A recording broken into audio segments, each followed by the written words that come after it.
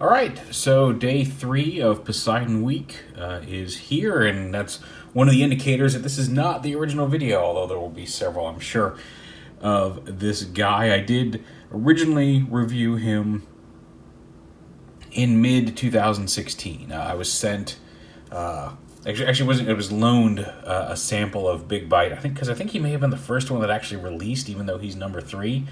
Maybe I'm wrong about that, but he was the first one I got. I was sent a sample of him to review in mid-2016, which I did, and they never sent further samples of Poseidon, so I never got to do the whole thing together, and I always wanted him, but I never got around to getting him until just now. And here he is. Now, he did arrive. He was one of the ones that arrived with some quality control issues. His problem was that these little ball joints here, the cup on the clear plastic bit, on the pinkish bit here, had cracked on both sides. And some of that is because if you don't transform this right, if you try to tab this in with, because he comes packaged in this fish mode, and you have to kind of lift these up. And if you're not gentle about that, it would be easy to crack that trying to push this tab in up here. And I suspect that's probably what happened. And it just, I don't know how long it was sitting in that box, so it probably just stressed those pieces. You do want to be careful with them because they are a little fragile, but under normal use, they shouldn't be a problem when transforming him. But I got replacement parts today and applied them, and so now we'll go ahead and shoot his video, even though you won't see this. Actually, this one will be up tomorrow. So by the time you see this, we're already in the future. Hello, future people. How many scandals broke in the government today? Since I've recorded this, probably 6, let's just say. Anyway, how about those? Anyway, so he comes with his bio card, his instruction manual, all of his cool things, the little comic. And again, I'm not sure what order the comics, if you read them from P001 to P006, don't make a whole lot of sense. I'm pretty sure I'm reading them out of order. But I mean, I understand the whole story because my brain can put them in such things. But, yeah. Now, so the picture here shows on the underside that these two panels are fully plugged into each other here on the underside of the monster. Now, I can't get that to happen because it's not the because of this waist piece. And I've tried going back, and maybe I need to turn that around. Maybe I'm missing something. But I went back to my old video to see if that's the one thing I did watch about it in the opening credits with the volume down. Because again, as I mentioned yesterday, I'm shooting this without having gone back and watched my previous review because I am genuinely curious what differences, if there's anything, my opinion has changed without me knowing it. I don't want to influence that. But I did look to see if there was a way to get these to tab together. And I realized on the other one, they were not tabbed together either. I didn't talk about it for whatever reason. But when I went to start transforming him, they were already apart. So yeah, the instructions show those tabbed together. The instructions are iffy on... They're very good about telling you which parts to move and not being super specific about how. And because it starts off in monster mode, you don't really get a good look at how to get back. So I'm sure there's a way to arrange the legs in which that goes up in there a little bit, but I'm not going to fight it, because on the underside of his monster mode, it's not really even noticeable anyway. But, so yeah, anyway. It also occurs to me that I did not show off, like I did with the other ones. For Cyberjaw, I didn't go through his manual and show off his limb mode. So, we saw his monster mode and his robot mode. That's what his arm mode looks like. And again, we'll see combined stuff, and that's what his leg mode looks like, although I prefer him in his weapon mode, which is basically just the shark with the gun sticking out of his mouth, which I did show off. Anyway, so for BIGBITE, since we're just going to robot mode, there is his arm mode. I believe I did show it off in the previous video, and we'll see him as an arm later this week. And there's his leg mode, again with the tail folded up and everything. So we kind of, if you want to have mismatched, like random limbs with like a light pink and a teal as legs and a light pink and a teal as arms, he and BIGBITE, or not BIGBITE, Cyberjaw would be good companions because they have that very similar tail folded down. So yeah, he comes with himself his hand piece, which uses a similar connection to the weapon/leg connector, although it's specific to the hand. You can see this is a much larger chunk here, and plugs into the swivel. It has a built-in swivel, but the same kind of peg in between. Posable fingers, and again, we'll show off the hand in combined mode. He's got the big finger spike. He comes with the weapon post and connector piece that the others do. He comes with 2 swords that also combine to form the larger sword for the King Poseidon mode, and then 2 guns, which also, like most of the others, flip out to form longer rifles. And you can have them wield them in either way. They kind of look like, I think I even said this in the first video review, they do kind of remind me of Reaper's guns from Overwatch. And now, unlike some of the other ones, the other characters, you can actually, if you want, plug these in to his monster mode back here, although I would be careful. Because again, you don't want to knock the clear plastic bits too hard.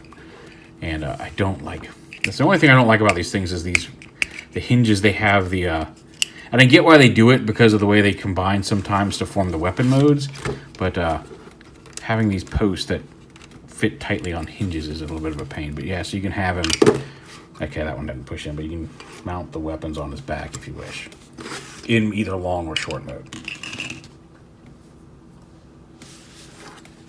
Oh, his weapon mode. I didn't show off his weapon mode. Did I? Maybe I did. Yeah, there's his weapon mode there.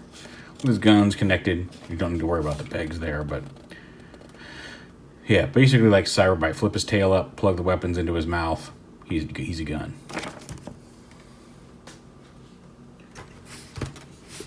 And here he is, and he's got the ratcheting legs back here, and then just friction hinge hips, and maybe tightening that screw there. We'll note it would be this screw down here that would really affect. I guess he actually has 2 joints there.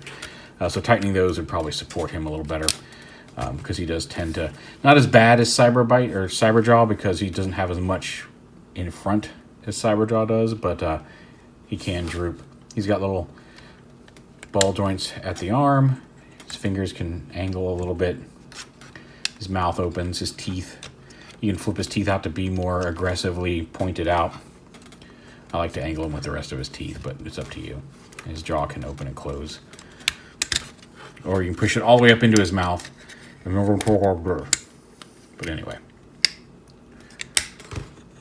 So yeah, Fishy's got a ball jointed tail, so he can swing that around and waggle it. Waggle it. I like the shape of his tail. I think that's a cool shape. He's got the hinged knees, he's got little hinged toes down here. And transform, and again, you're going to see a lot of similar things here, because a lot of the way the legs transform, even though the pieces are different, uses a lot of the same mechanisms. So the first thing you want to do, and again carefully, is unpeg this fin from up here, and then split it. If you can get it lifted up high enough, you can lift it up on these hinges. The 2 tabs actually have some space between them, and I find that's the best place to easily start separating these without pulling too hard or stressing these ball joints down here.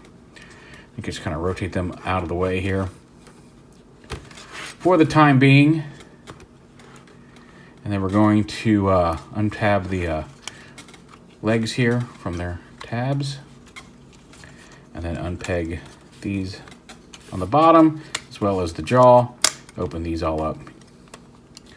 Take the arms, there's a little gray piece in here that tabs in up here. Lift those out, so because those are going to come down here to see the 2 holes in there where this pegs in. Go ahead and flip his teeth up at this point, and then bring the whole jaw assembly up. And this is essentially kind of what you're doing for both leg and hand mode. His hand mode works like this, and then you connect the piece in there. But bring these up. Actually, before you do that, you want to make sure you can open these up all the way, so you can untab the legs, the feet up here from those tabs, and then rotate the whole assembly around. And just like before with some of the other ones, we're going to lift this up, fold his toes up. This piece actually flips the other way. You can see there's a tab here. It's going to go into this slot. So you want to take this and rotate it in such a way that it flips over and then tabs onto there. And that will fold up under the foot here. And that'll, see that when you fold that up, that kind of evens up the heel and the toe piece. There's a little bit of a gap here. On this side, close up the teeth, fold that into the leg, and then fold this whole assembly down and around and in so it tabs on. There's a little slot and a tab here. And then, like I said, this piece, instead of staying down here where it was for monster mode, go ahead and fold the fingers up, rotate this up, and peg it in up here on the leg, and then it's going to kind of sit on the back of the calf there. Same on this side. Pull the teeth up, fold the panel in, the whole thing around, bring the heel piece up and in, fold up the fingers, plug this into the back of the leg, and then just kind of straighten that up so it sits behind the calf there. And there's his lower half done. You can put the teeth up to form his kneecaps like that. And there you go. The arms, just bring the arms. You will lift them up. You lift up the gray piece and then fold them down on that upper hinge, like that. Bring them down. Open up the panel and flip out his fists.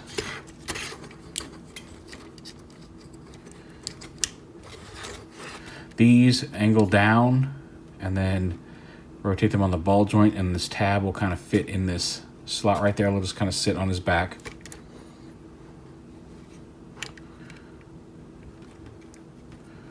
Like that.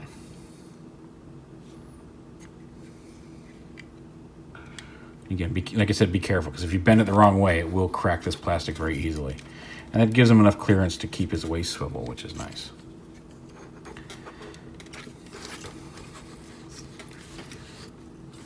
And then his tail, of course, you just kind of flip this up. And then flip his tail down. It just hangs out on his back. Now you can, if you wish, because it is, again, that same kind of thing. You can pop this off and you can hold that as a weapon, although it seems a little silly as one. Pull this whole assembly out and flip his head up. And there you go.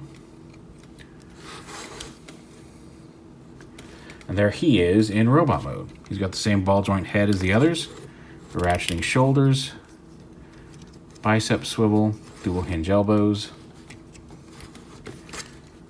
waist swivel, ratcheting hips, thigh swivel, ratcheting knees, and then the ball joint here on the toe.